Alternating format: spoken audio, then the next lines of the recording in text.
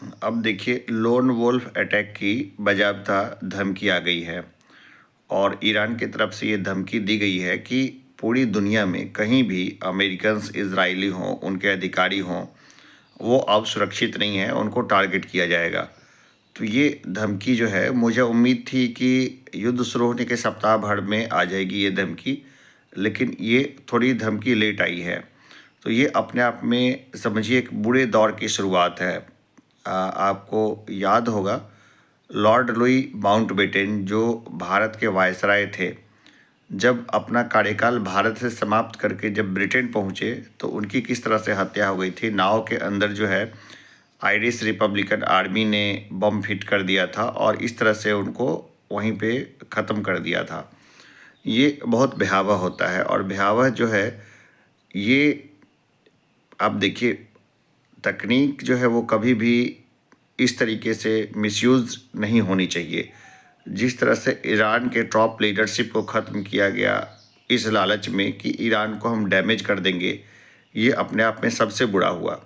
क्योंकि top leadership जो मारे गए हैं उनकी जो विचारधारा है वो और फैलेगी, ये और फैलेगी और ये पूरी दुनिया में जाएगी और इसका असर जो होगा वो बहुत लंबे समय तक और बहुत ख़राब असर होगा, बहुत बुरी तरीके से। हो सकता है कि जो टेररिज्म है वो अपने नए रूप में, नए दौर में प्रवेश कर जाए, जिसमें कि तकनीक बहुत ज़्यादा हो। और ये जो तकनीकें जो है, जिस तरह से इज़राइल यूज़ कर रहा है, जैसे पेजर अटैक हो गया या और चीज़ें हो गया है, इसकी कोई गारंटी नहीं है ये उन्हीं के पास तक ये तकनीक रहेगी। ये तकनीक बहुत आराम से फिसल जाएगी।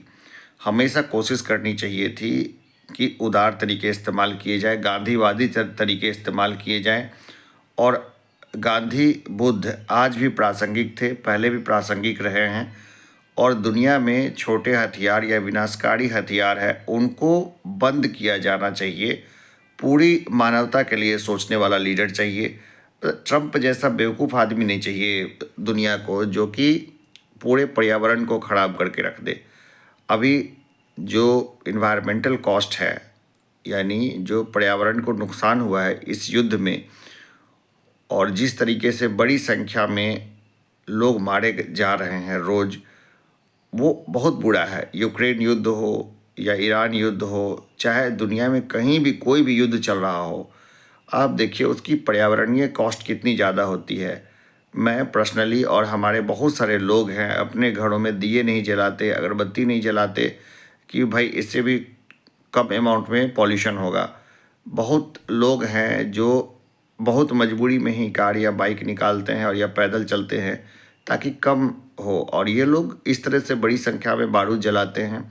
जो टोटल पॉल्यूशन का पहले 5% हुआ करता था युद्ध का पॉल्यूशन, अब वो मुझे लगता है कि उसकी अभी कोई कैलकुलेशन नहीं हुई है, लेकिन 8 या 10% पहुंच गई है ये चीज़।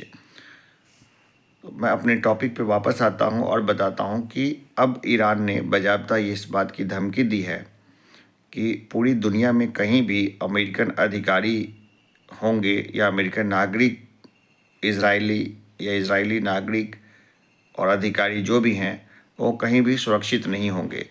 ये अपने आप में बहुत बहुत खतरनाक धमकी है, क्योंकि ये जो है ना आइडियोलॉजी, ये सिया वर्ल्ड है जिसमें बहुत सारे लोग हैं जो उनके फॉलोअर्स थे, खामिनेई को मानते थे। वो इस रास्ते पे अगर चले रह जाएंगे, ब्रेन वास्ट हो जाएंगे, तो ये बहुत बुरा होगा।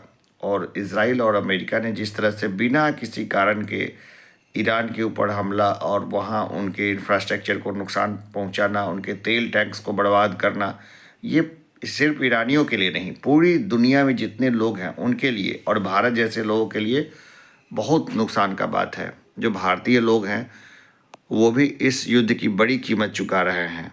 पॉल्यूशन का जो कहानी है वो तो अलग ही है, वो तो पूरी दुनिया चुकाएगी, ईरान सबसे ज़्यादा चुकाएगा। लेकिन जो भारतीयों की कमाई डूबी शेयर मार्केट में, नौकरी पेशा लोग एनपीएस में जिनका पैसा है उनकी कमाई डूबी।